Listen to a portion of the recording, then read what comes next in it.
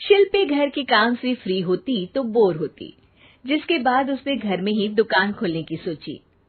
अरे ये इतने सारे कपड़े, अरे बहू क्या करेगी इनका?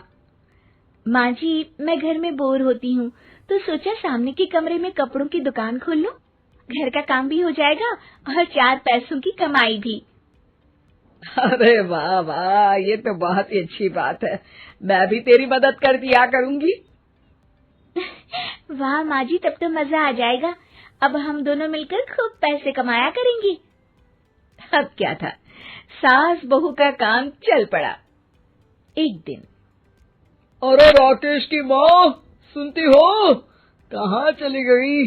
भूख के मारे पेट में चूहे कूद रहे हैं। अरे नंदिनी, कहाँ हो? भूख लग रही है। पापा कहाँ है माँ?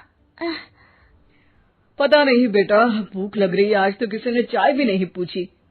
तभी सास बहू घर के अंदर ढेर सारे सामान के साथ आती हैं और वो भी हंसती हुई। अरे वाह बहू, ये तो बड़ी अच्छी मार्केट दिखाई तूने। बड़ा ही सस्ता सामान था। हाँ माँ जी, और ये सामान हम डबल पैसों में बेचेंगे, मजा आ जाएगा। अरे बहू, भूख लग रही है, कुछ खाने को दे दे। माँ क्या बात है, आज किसी ने पापा को चाय भी नहीं दी? अरे बेटा, अब 40 साल में तेरे पापा ने क्या चाय बनाना भी नहीं सीखा? अरे बेटा रहने दे अब इस बहस को। तुम लोगों ने वैसे बनाया क्या है? बहू परेशान हो जाती है और सास को अकेले में लेकर जाती है। माँ जी, आज तो हम लोगों ने खाना ही नहीं बनाया। अरे बेटा, बाहर के छोले भटूरों से पेट इतना भर गया कि याद ही नहीं रहा कि घर में ये लोग भी हैं खाना खाने के लिए। अब क्या किया जाए? तभी घर में एक महिला आती है। जी, वो सुना है आप लोगों के यहाँ साड़ी बिकती है, जरा दिखाएंगे क्या? हाँ हाँ, क्यों नहीं। माँ जी, आप इन्हें साड़ी दिखाइए, मैं तब तक पिताजी और इनके लिए खाने का इंतजाम करती हूँ। सास उस औरत को लेकर सामने वाले कमरे में चली जाती है जहाँ उन लोगों ने दुकान खोली थी। वहीं बहू भी किचन में चली जाती है। अब इतनी जल्दी क्या बनाऊं? पापा जी तो खाने के लिए भी बैठ गए हैं। आइडिया, मैं खाना बाहर से ही ऑर्डर कर देती हूँ। थोड़ी देर में खाना आ जाता है और बहू टेबल पर खाना लगा देती है। हे भगवान, कितनी कड़वी दाल बनाई है बेटा। नहीं नहीं पिताजी, वो क्या बात है नंदिनी, रोटी तो चबाई ही नहीं जा रही है, लग रहा है रबड़ खा रहा हूँ। एक तो इतने महंगे होटल से खाना मंगवाया और वो भी इन लोगों को पसंद नहीं आया। तभी सास नोट गिनती हुई बाहर आती है। वाह माँ जी, बड़ी कमाई हुई लगती है। हाँ, मैंने वो 2000 वाली साड़ी 3000 में बेच दी। अरे वाह माँ जी। दोनों सास बहू बहुत खुश हो जाती हैं। मेरे पेट में ना बेटा जोर का दर्द हो रहा है।